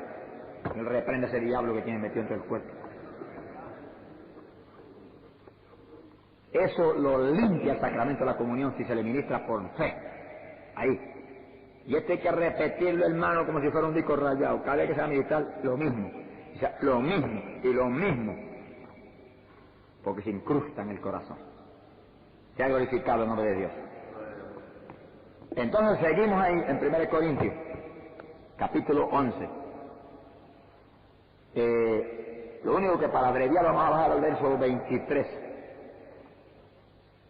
Porque yo he recibido del Señor lo que también he transmitido a vosotros. Fíjense que lo recibió directamente de Cristo porque Él no estaba en el aposento alto en el día en que Cristo lo instituyó. Y el Señor se lo enseñó personalmente a Él, como un fundamento de la Iglesia Apostólica. Dice, hermano, esto es un fundamento de la Iglesia Apostólica, como es el bautismo de agua. Que el Señor Jesús, la misma noche en que fue entregado, tomó pan, habiendo dado gracias, lo partió y dijo, este es mi cuerpo, que bien se le enseñó Pablo al Señor. Le repitió literalmente lo que le enseñó a los apóstoles acá en Jerusalén. Está literalmente como en los evangelios.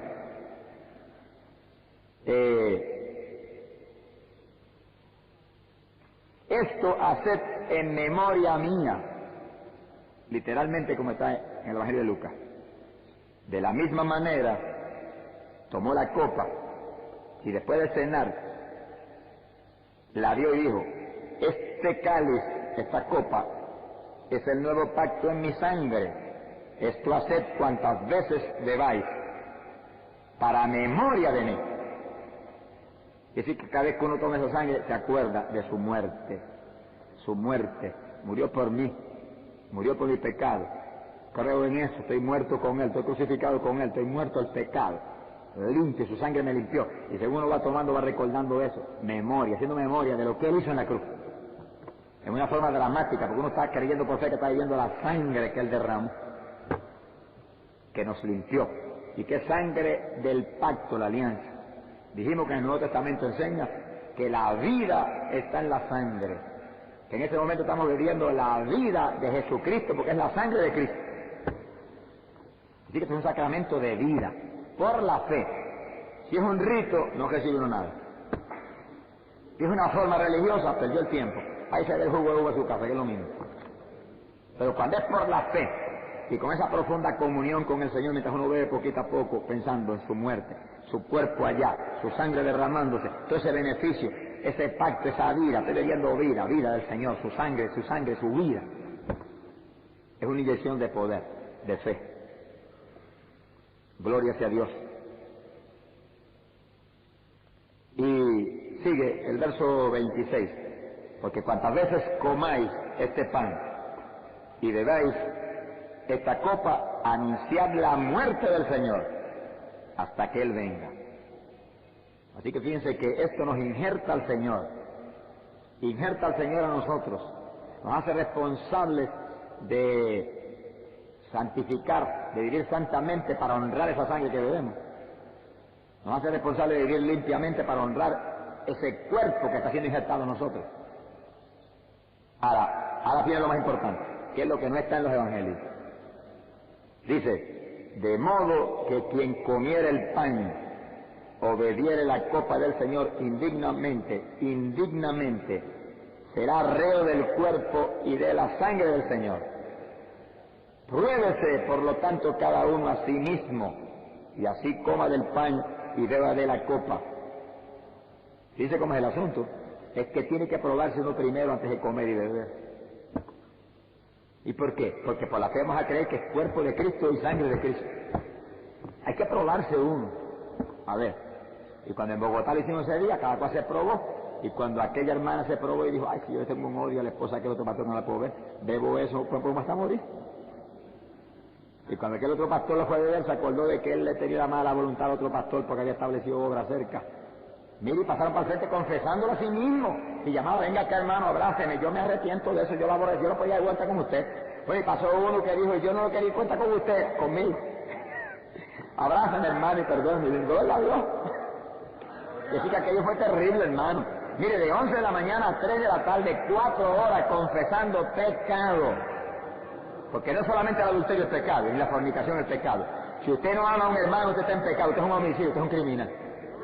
Eso es palabra de Dios. Si usted no ama al otro pastor, eso es homicidio, espiritualmente hablando. Cristo lo dijo. El que no ama a su hermano es homicida y el homicida no tiene vida en sí mismo. Se ve la comunión en esa forma, mire, se está mandando al infierno más ligero de lo que estaba.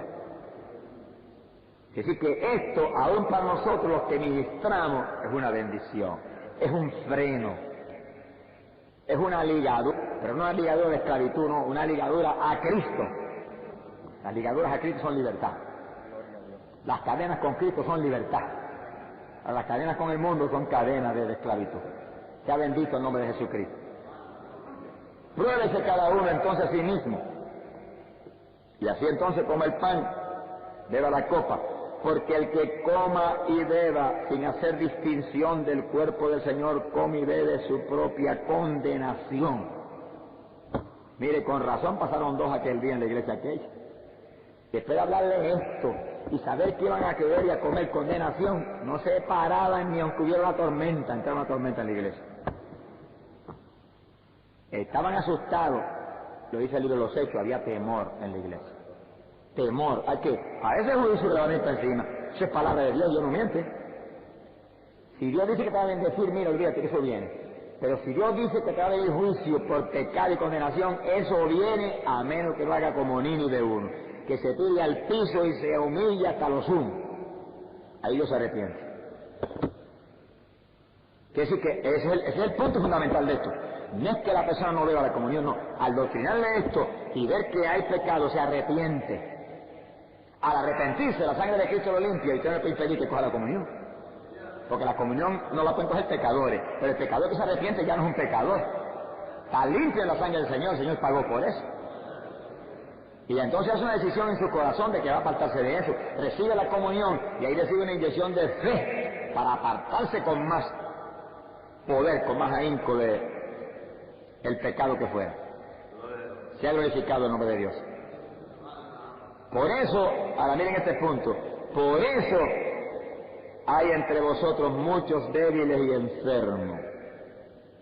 Gente que allá a la comunión estaban en pecado y se enfermaban. Y muchos que se mueren. Gente que se moría antes de tiempo. Que sí que eso no es cuento. Es un sacramento serio. Es cuerpo y sangre de Jesucristo en el asunto. Es serio el asunto. Sea bendito el nombre de Dios. Y Pablo dijo, se mueren muchos. Están enfermos todos ustedes por causa de tomar indignamente la comunión. Y los corintios saben todos los pecados que Pablo le escribía. Fornicación, hasta de hijo con la madre. Había cosas terribles ahí. Odio, rencores, bandería, contiendas, litigios entre los jueces del mundo. ¿Cuántas cosas había ahí? Y Pablo dice, por eso están tantos enfermos. Por eso están muertos tanto antes de tiempo. Porque tomaban la cena del Señor sin arrepentirse de sus pecados. Alabado sea Dios. Gloria sea Dios. Quiere decir que ese es el fundamento de la comunión. Y para eso Cristo la estableció. Gloria sea Dios. Alabado sea Dios. Mi alma te alaba, Señor.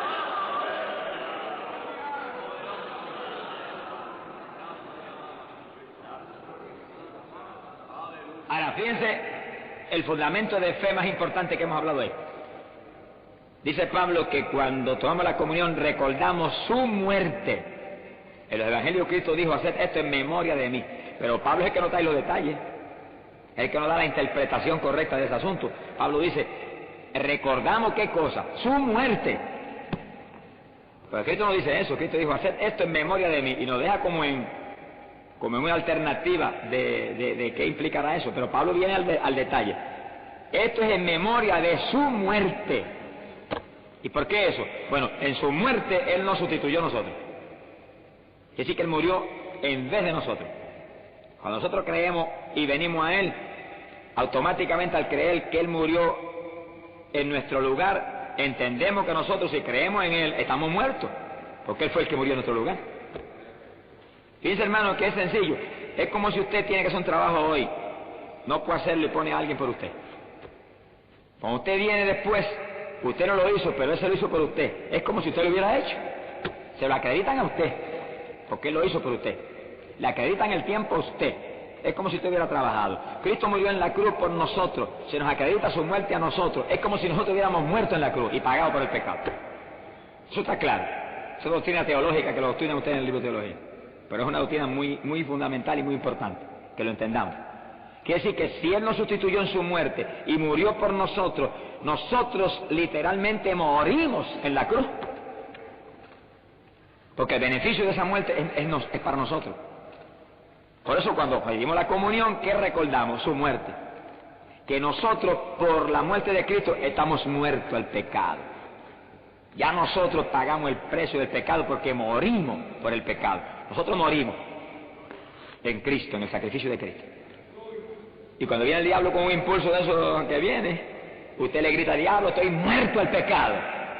Y si yo estoy muerto al pecado, pues estoy vivo en Cristo Jesús. Y Cristo no peca. Tú pecas, diablo, pero Cristo no peca. Yo no estoy vivo, yo estoy muerto. Cristo es el que está vivo en mí. Ese es el fundamento, hermano, de rechazar el pecado. No crea nadie que vamos a vencer el pecado por el ayuno. Ni vamos a vencer el pecado por la oración. Vamos a vencer el pecado por la fe en la muerte expiatoria de Cristo. Ahí que está la victoria contra el pecado. Hay gente que ha ayunado 40 días y a los 40 días salía, a los 3 días cae un pecado. ¿Y entonces qué es eso? Que sí, que ha puesto la fe en el ayuno y no en la muerte expiatoria de Cristo. Y no es en el ayuno que tiene que poner la fe. El ayuno es un instrumento para acercarlo más a Dios y darle a usted más comunión con Dios y poder conquistar bendiciones de Dios. Y poder contra el diablo y demás. Pero la autoridad contra el pecado es la fe en la muerte expiatoria de Cristo, que usted cree que usted está muerto.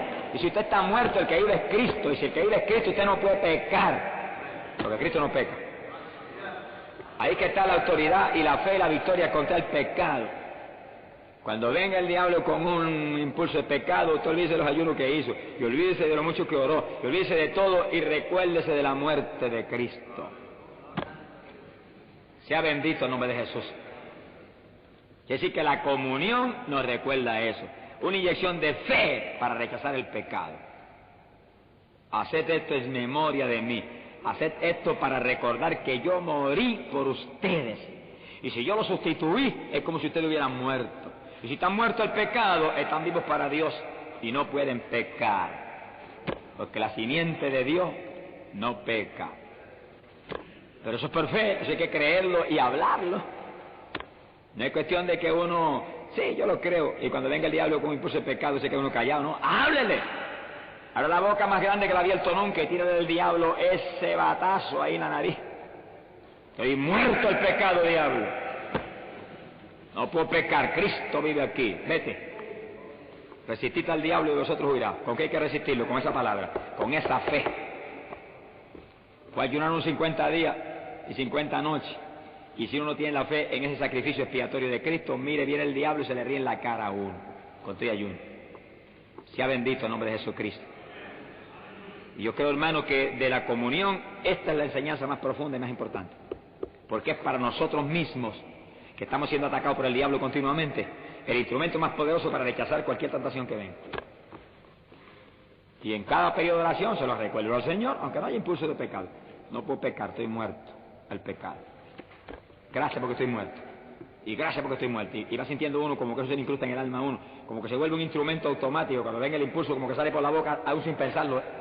Estoy muerto al pecado. No puedo pecar, gracias Señor. Y reprende al diablo uno con esa espada en la mano. Y puede vivir una vida victoriosa uno, limpia como debemos vivir a nosotros los siervos de Dios. Sea bendito el nombre de Dios. Por supuesto, hay que entender algo claro. Si el diablo lograra, que si usted está en esta actitud, no lo va a lograr.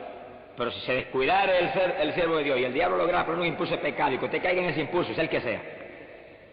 Mire, hermano, no se vaya a dejar engañar entonces el diablo que le va a decir, te perdiste, te moriste, ya no sirve, ya no puedes seguir, ya échate para atrás. Mire, hermano, arrepiéntase, tírese al piso, grite y acuérdese que Cristo pagó. Y levántese otra vez en el nombre de Jesucristo. Montones de las personas que tenían ministerio y cayeron en adulterio. El engaño más grande no fue el adulterio. El engaño más grande fue que el diablo lo declaró culpable, perdido, condenado y sin oportunidad, y lo creyeron. Ahí fue el engaño más grande. Porque cayeron en adulterio porque el impulso carnal no lo pudieron en ese momento soportar, no lo pudieron, por no haber estado espiritualmente como debían haber estado, pero cayeron en la tentación. Pero si hubieran reaccionado conforme a la palabra, que ya Cristo pagó por el pecado, que ya Cristo murió, hizo el sacrificio que quitó, la sangre que limpió, y en ese momento, Señor, perdóname, Jesús, ahí mismo hubiera sido perdonado. Y Dios lo hubiera levantado. Pero el engaño más grande fue que el diablo los hizo titubear en el sacrificio expiatorio de Cristo, que nos cubre en el segundo en que nos arrepentimos. Ahí fue donde los cortó bien cortado. Sea bendito el nombre de Dios. Quiere decir, hermanos, que el sacramento de la comunión, resumiendo y para terminar y ministrarla ahora para la gloria de Dios, era un fundamento sólido de la iglesia primitiva. Tan sólido que Pablo decía, y cada vez que se reúnen no es para participar de la cena. Y aquel primer día de la semana, aquí estamos reunidos para fraccionar el pan.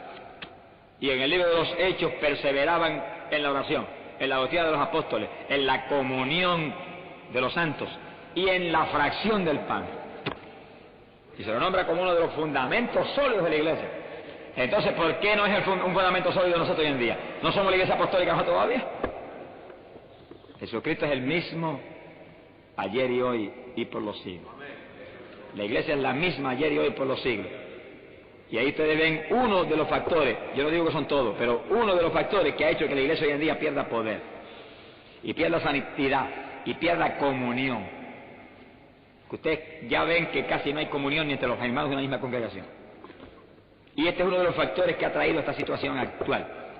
Y yo creo que si algo hay lindo que se debe estar haciendo hoy en día, es reunirse continuamente los líderes de todos los concilios y fraccionar el pan. con la mayor frecuencia posible, y luego mismo pedirle a Dios que les inspire para ver cómo se va a unir. Yo lo estoy diciendo materialmente, pero espiritualmente, y en el amor de Dios, y en profunda comunión, todas las organizaciones, para que puedan creer, como dijo el Señor, que el Padre lo envió a Él y millares de pecadores se puedan salvar. Dice que cuando había esa unidad en la iglesia primitiva, dice que se añadían continuamente a la unidad los que habían de ser salvos. No había que hacer fuerza. La iglesia era un cuerpo, venía la gente, el Espíritu Santo lo traía. Aquí está este nuevo, entra ahí, éntrese ahí. Y entraban en la unidad, en la comunión. Hoy en día hay que matarse para que se convierta en un alma o dos. Porque dentro de los que están tienen una tirantez.